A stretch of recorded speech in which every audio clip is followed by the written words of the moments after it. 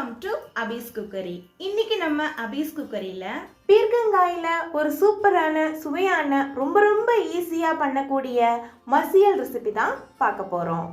பீர்க்கங்காய் மசியல் பண்றதுக்கு கடாயில 1 டேபிள் ஸ்பூன் எண்ணெய் சேர்த்துக்கிறேன். எண்ணெய் காஞ்சதும் 1/4 டீஸ்பூன் வெந்தயம், 1/2 டீஸ்பூன் கடுகு, ஒரு பச்சை மிளகாய் நீல வாக்கில் கீரி சேர்த்துக்கிறேன். ஒரு கொத்து கறிவேப்பிலை, ஒரு பெரிய வெங்காயம் சின்னதாக கட் பண்ணி சேர்த்துக்கிறேன். வெங்காயத்தை நல்லா வதக்கிக்கலாம். அடுத்து இதில் 2 மீடியம் சைஸ் பீர்க்கங்காயை தோல் நீக்கிட்டு கட் பண்ணி சேர்த்துக்கிறேன். கூடவே 2 டீஸ்பூன் துவரம்பருப்பை வாஷ் பண்ணி மட்டும் சேர்த்துக்கிறேன். பருப்பை தனியாக வேக வைக்காம இந்த மாதிரி சேர்க்கும்போது சாப்பிட்றப்போ பருப்பு வாயில் அங்கங்கே கடிப்படும். அது சூப்பராக இருக்கும். அதுக்காக தான் இந்த மாதிரி சேர்த்துக்கிறது. அதோட கூடவே 2 டீஸ்பூன் மொச்சை பிதுக்கு பருப்பு, பச்சை மொச்சை கொட்டையை 8 மணி நேரம் ஊற வச்சு பிதுக்கி எடுத்திருக்கேன்.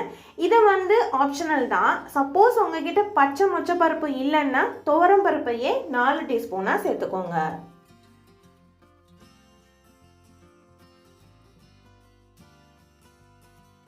இப்போ இதில் 1/2 டீஸ்பூன் மஞ்சள் பொடி, தேவையான அளவு உப்பு, 1 டீஸ்பூன் சாம்பார் பொடி. இது வீட்டில் அரைச்ச சாம்பார் பொடி, காரம் நல்லாவே உரைக்கும். ஸோ 1 டீஸ்பூன் சாம்பார் பொடியே சரியாக இருக்கும்.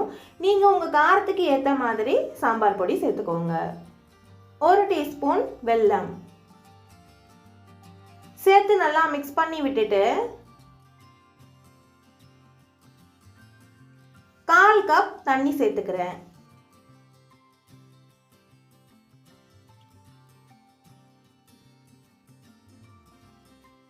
இப்போ இதை மூடி வச்சிடலாம். பீர்க்கங்காய் நல்லா சுருள வதங்கணும். அப்பப்போ மூடியை ஓபன் பண்ணி கலந்து விட்டுக்கோங்க.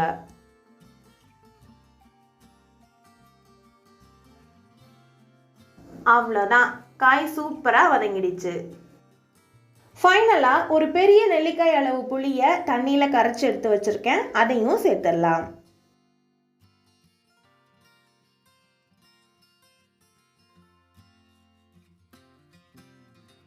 புளி தண்ணி சேர்த்ததுக்கப்புறம் நல்லா கொதிக்க விட்டுடலாம். புளித்தண்ணி நல்லா கொதிச்சு வத்தி மசியல் இந்த மாதிரி சேர்ந்து வரணும். இந்த ஸ்டேஜில் ஸ்டவ்வை ஆஃப் பண்ணிடலாம். அவ்வளோதான், பீர்க்கங்காய் மசியல் சூப்பராக ரெடி ஆயிடுச்சு. சுடு சாரத்தில் மசியலை சேர்த்து நல்லெண்ணெயோ அல்லது நெய்யோ சேர்த்து பிசைஞ்சு சாப்பிட்டா செம்ம டேஸ்ட்டாக இருக்கும். கூடவே தொட்டுக்கிறதுக்கு உருளைக்கிழங்கு ஃப்ரையோ வாழைக்காய் கறியோ அல்லது அப்பளமோ கூட சேர்த்துக்கலாம். சாதத்துக்கு மட்டும் இல்லை, தோசை, சப்பாத்தி, அரிசி உப்புமா இதுக்கெல்லாம் கூட இந்த பீர்க்கங்காய் மசியல் தொட்டு சாப்பிட்றதுக்கு சூப்பராக இருக்கும். கண்டிப்பாக இந்த ரெசிபியை நீங்களும் உங்கள் வீட்டில் செஞ்சு சாப்பிட்டு பாருங்கள். இந்த வீடியோ உங்களுக்கு பிடிச்சிருந்தா லைக் பண்ணுங்கள், ஷேர் பண்ணுங்கள், கமெண்ட் பண்ணுங்கள். மறக்காமல் அபீஸ் குக்கரிக்கு சப்ஸ்கிரைப் பண்ணி சப்போர்ட் பண்ணுங்கள்.